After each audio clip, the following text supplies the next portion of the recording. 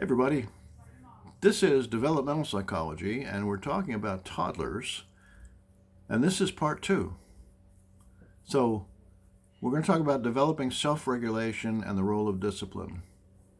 What we want are kids to have control over their own behavior and not have to have parents telling them what that is supposed to be or how to achieve it. The ultimate goal is to have children conform to our standards, which hopefully are appropriate, even if we're not there. That doesn't happen all at once, does it? It really depends on the ability of the child to attend to themselves and to the environment and what the demands are. Okay? They have to be able to monitor their own negative emotions. So again, we're not talking about an easy thing immediately available to a child. This takes time. What we're really talking about is the development of a conscience. Yeah?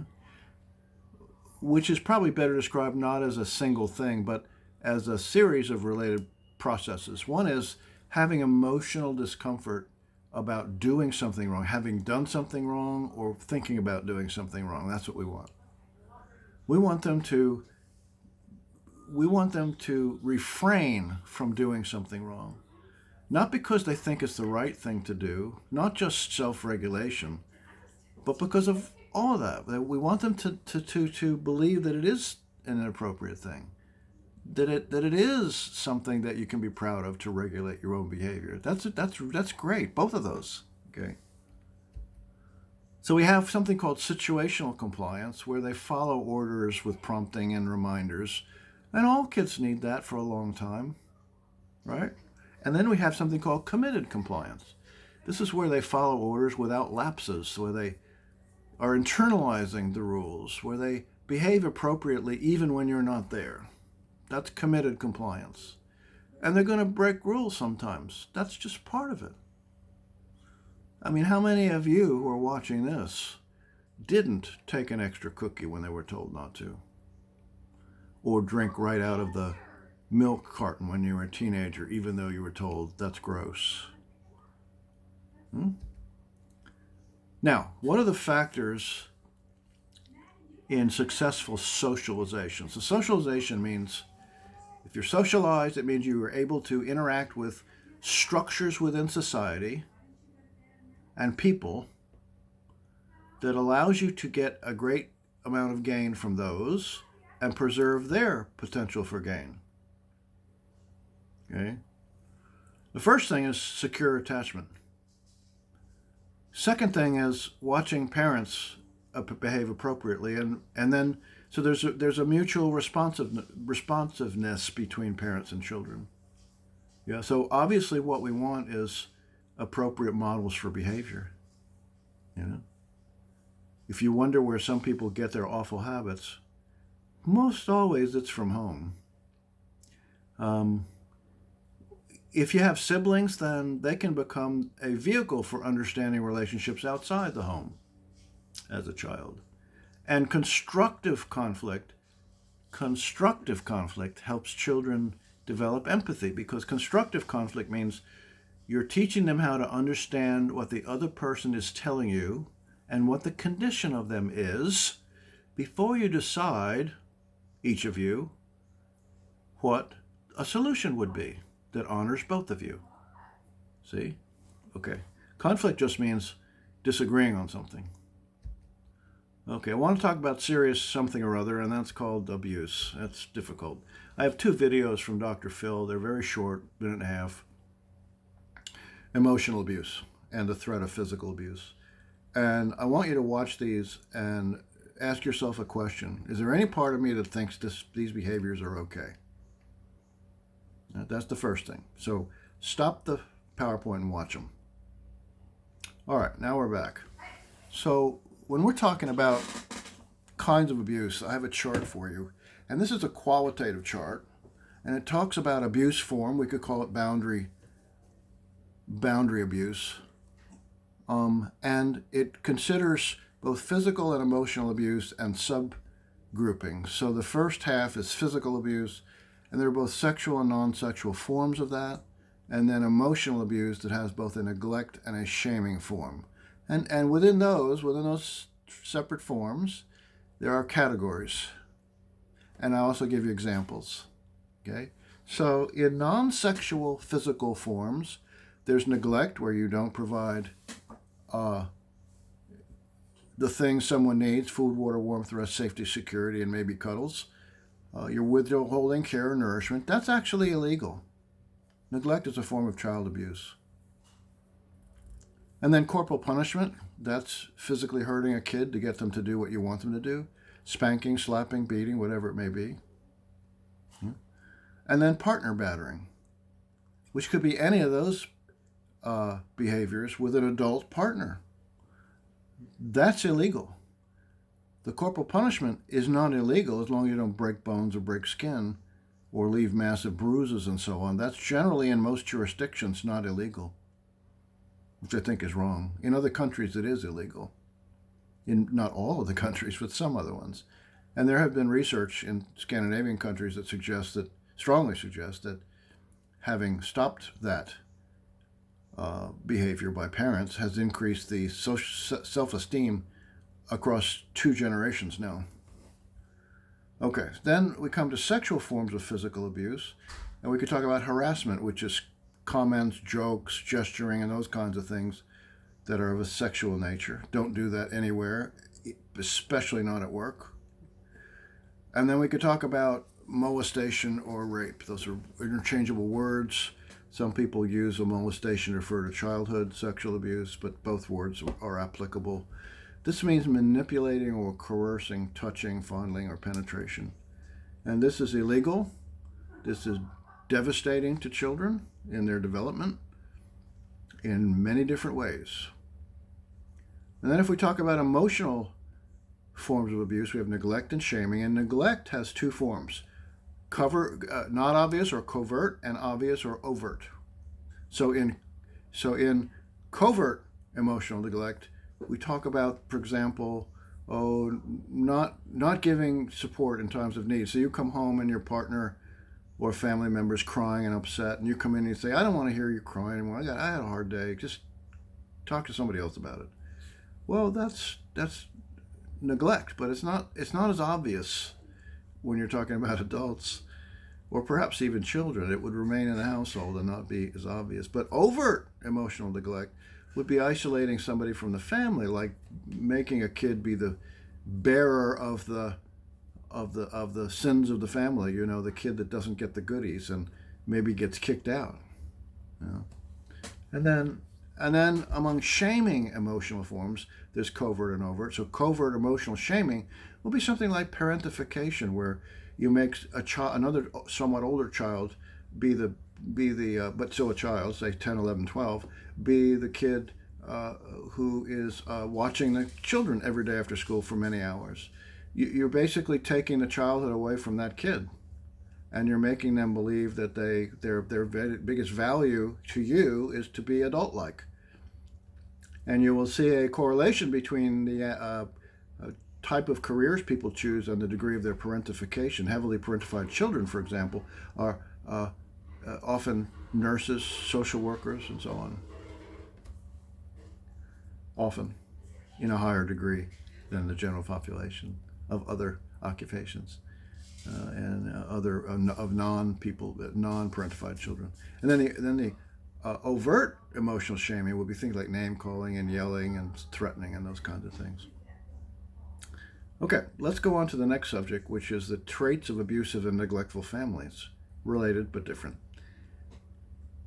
Risk of abuse, particularly for emotional abuse, are these things: marital conflict, acute or chronic, ongoing, short-term or ongoing stress that's significant, not having parenting skills that are worth much. You can get free parenting skills. There's ways to do that in most large metropolitan areas. Poverty, alcoholism, depression, unmedicated, untreated major psychological disorders that affects emotional well-being. In a community, abuse is more likely when criminal activity is rampant and there's not much in the way of community programs, and where violent crime is more common, particularly even in just the country in general, but in a particular area as well, specifically. Well, what are the long-term effects of abuse? I said I'd bring this up in a little bit. Now's the time. Uh, Risk of later problems is roughly proportional to the punishment's severity and duration, as well as the kind of punishment and kind of maltreatment. It usually produces relationship dysfunction and dissatisfaction in both teen years and adulthood. Males are more likely than females to act out aggressively. Females are more likely to establish and tolerate physical abuse from partners. Males are more likely to end up in jail. Females are more likely to end up with depression. Both are more likely to end up with drug and alcohol problems, lower IQ, lower self-esteem, acting out sexual behaviors, and substance abuse, as I said. Let's talk about language development. Oh boy, laddie boy. So language is complicated.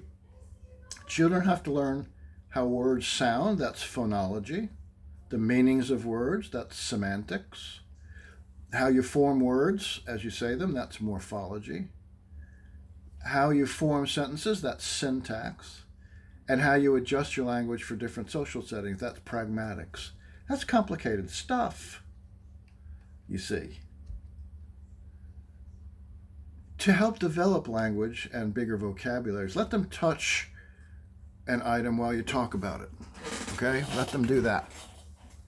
Recite a running dialogue when both of you are doing things about what you're doing and what the things are called. Say a word, ask them to repeat it. Read to them. That's another component that I've mentioned at least 2 or 3 times. Now, a little bit about Jean Piaget again. He was the Swiss psychologist who first looked at his own children to notice that there are a variety of, this is a black hair, isn't it? Oh well. Yeah. Who was quick to notice that there were regular stages of cognitive abilities that children went through. And we've looked at the sensory motor stages, and now we want to look at the preoperational stage. The preoperational stage is where they develop the ability to manipulate symbols, especially with language. Play becomes the key in learning. So again, as I mentioned to you, a broomstick or stick becomes a horsey or a sword. Now, their view of the world is still egocentric. They only think of events in relation to their own perceptions. And they often have magical thinking and animism, where they believe that lots of things are actually alive when they're not. Autonomy is the goal, and this means behaving independently. This means allowing them to explore and do things independently for themselves, where you don't want to overcorrect and overcorral, you see, because they have to develop self-control and self-confidence in what they do. They're going to insist on their own ways. That's why it's sometimes called the terrible twos, and that's where tantrums emanate from.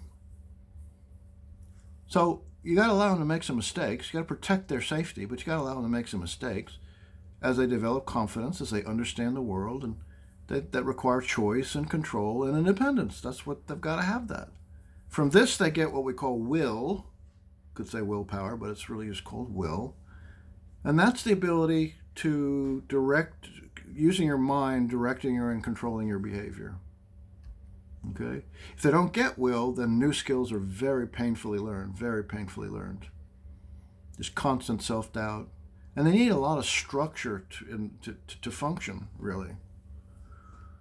Now, if parents are overly protective or extremely critical, those are the 2 extremes that can damage this development of will. The children can feel ashamed, can doubt themselves and their abilities. Yeah. Imitation is an important part of this, because imitation means that the kiddo is going to, usually the same-sex parent at this age, they're going to imitate what they do to take it on as if they're the ones that suddenly learn how to do this. And it helps them identify with the same-sex parent, but feel safer as a member of a like-minded, like-behaving person to someone in charge and in power. I have a short video, 1-minute video of a toddler flexing like his dad is flexing. It's very cute. So models are imitated, and so that means we want to recognize that imitation's the vehicle for learning, and we want to know that the models are appropriate. Everything they learn is a delight to learn. They, again, claim it as their own, and so they get to participate in the rituals and the habits of the family in their imitation, and they get to have more interaction, and it is a step in developing self-identity. It is. Now we could have developmental delay. That's 40% delay in one or more, or 25% delay in two or more areas of things like gross motor, that's legs and arms, fine motor, that's this, thinking, speech or language, personal, social, or activities of daily living. Okay? So delay doesn't mean they can't catch up. It just means it's going to take more time and some intervention. But developmental disability is often connected to either genetic or trauma-related features. And this is when the person has a disability that's chronic, manifested before the age of 22. It's likely to continue probably indefinitely, but they still benefit from programs and help, right? And they need limitations in 3 or more areas: self-care, language, learning, mobility, self-direction, capacity for independent living, economic self-sufficiency, those kinds of things. I have a film of a toddler drumming at the end of this, and he's unbelievably good, even though he's a toddler. Anyway, see you soon.